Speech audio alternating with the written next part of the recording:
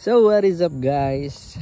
Magkakabit tayo ng winglet side mirror para dito sa ating NK450. Then tatry natin dito sa click natin kung bagay ba. Then ngayon kasi nakaano ako, bar and side mirror. Yan siya. Then palitan natin mamaya. Tingnan natin kung ano magiging itsura niya. Ito yung ano niya. Nasa yellow basket yung link niya. Ito yung winglet side mirror.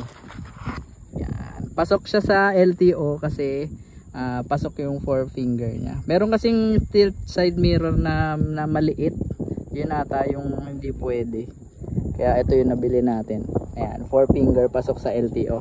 Then try natin. Kabit natin dito sa NK450. Then pati dito. Yan guys, tanggalin muna natin yung bar end. Gamit lang tayo ng Allen wrench. Para mabaklas natin ito.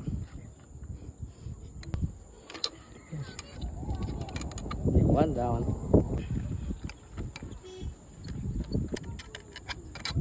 Yun guys, tanggalan natin yung bar end. Palitan na natin ito. Yan. Then guys, ito universal pala siya. Kaya pwede kahit anong motor. Iba-iba yung size ng nut niya. Kaya pwede kahit saan motor. Then guys, kabit natin tong ano ba to? Kaliwa.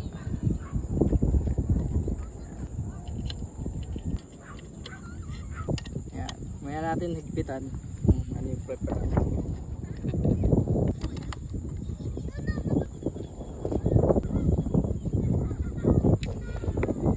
Tanggalin lang natin ito.